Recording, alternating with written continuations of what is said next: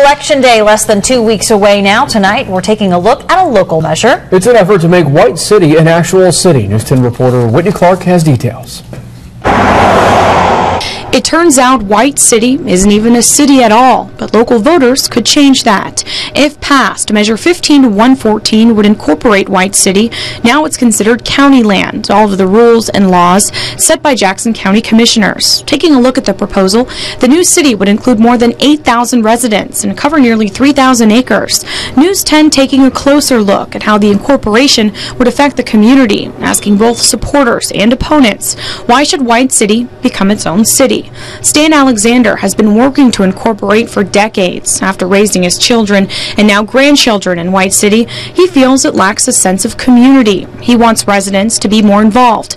The measure would allow them to have a say in their own city. All the time that I volunteered for things while my daughters were in school, community things out here and that, I just never felt like we had enough input from the public. And I'm going to do everything I can to encourage that.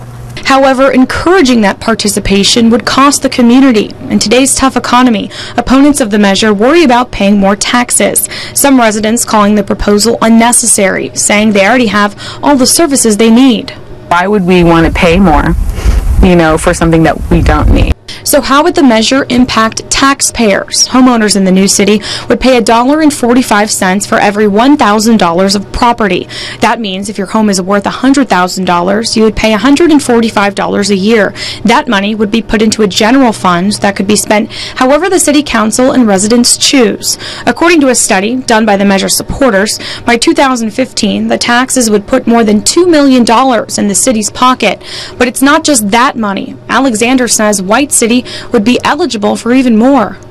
We can apply for grants for schools, for the Boys and Girls Club that used to be out here, for a lot of things like that, grants for the library, grants for parks, that you can't do when you're not in an incorporated city.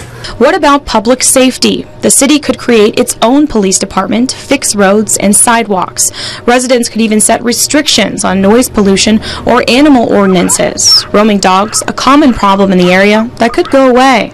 Just simply to not have the dogs roam at large, and we could hire our own person to do animal control patrols, and that would be up to the public if they chose to do that.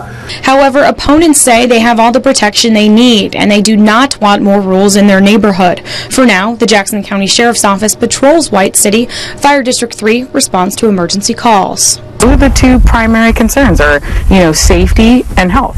And we already have access. Whether or not White City will become a city will be up to the voters to decide. Covering your news in White City, Whitney Clark, News 10.